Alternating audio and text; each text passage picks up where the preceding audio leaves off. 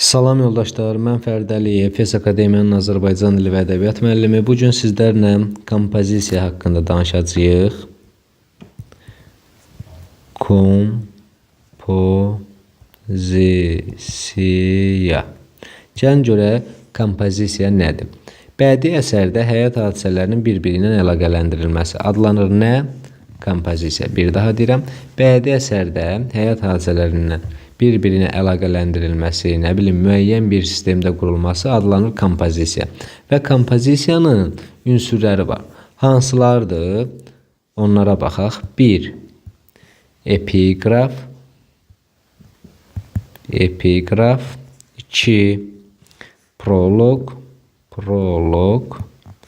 Daha sonra epilog.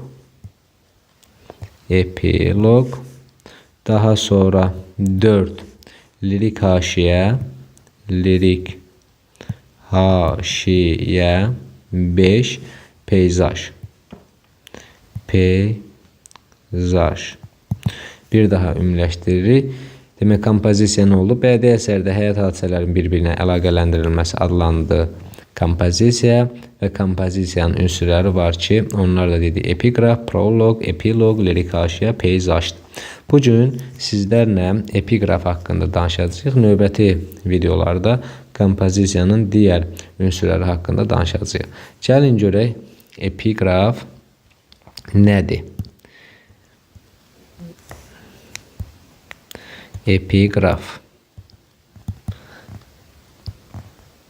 Epiqraf bədii əsərin əvvəlində və yaxud da ki, bu bədii əsərin belə deyək də hissələri də ola bilər, fəsilləri də ola bilər.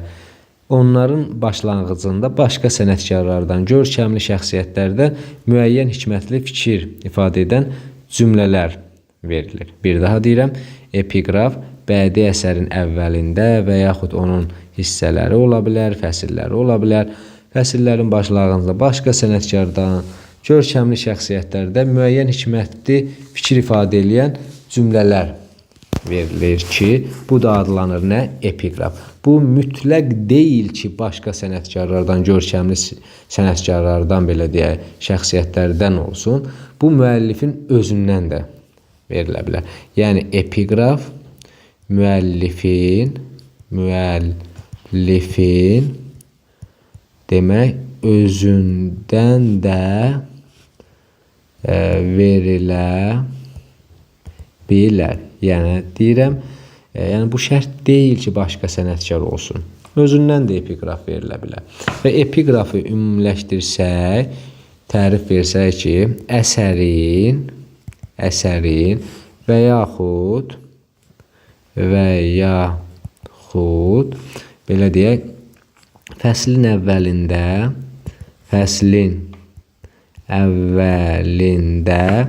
verilən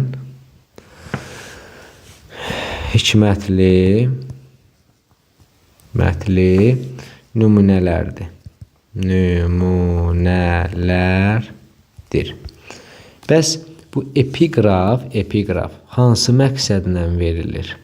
Yəni epiqrafın verilməsində məqsəd nədir?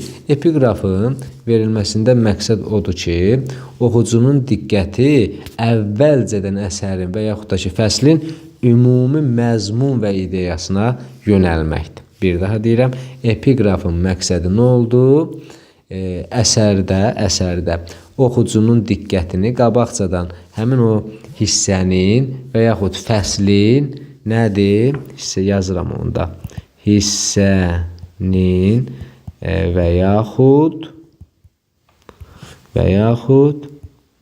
fəslin deyək ki, ümumi məzmun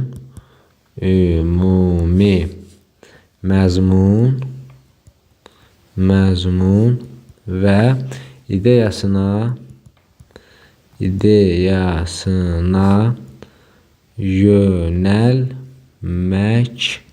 yönəlməkdir. Və biz keçdiyimiz əsərlərdən, məktəb proqramında olan əsərlərdən, məsələn, Mir Cəlalın, düzdürmü? Mirzəlalın biz keçmişik Bir Gəncin Manifesti romanı. Düzdürmü? Adında yazıram. Bir Gəncin Manifesti. Manifesti romanında biz bilirik ki, bu romanda Tolstoydan Lev Tolstoydan bir dəqiqə bunu yaxşı yazın.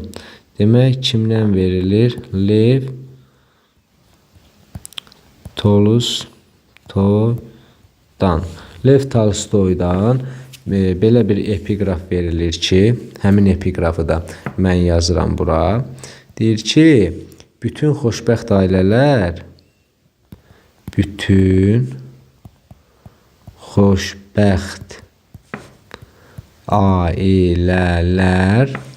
bir-birinə bənzəyirlər.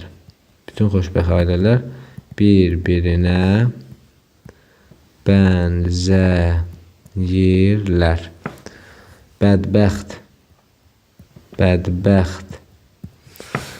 ailələrin isə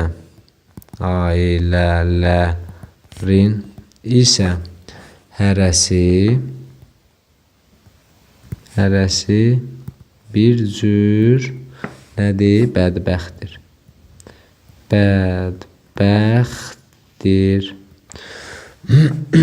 Demək, dedi ki, fikrimizi ümumiləşdirək. Epiqraf nə oldu? Əsərin, bədii əsərin, hər hansısa bir bədii əsərin əvvəlində, hissələrin başlanğıcında başqa sənətkarlardan, görkəmli şəxsiyyətlərdən, hətta müəllifin özündən də verilə bilən hikmətli ifadələrdir. Və epiqrafın məqsədi nə oldu? Dedi.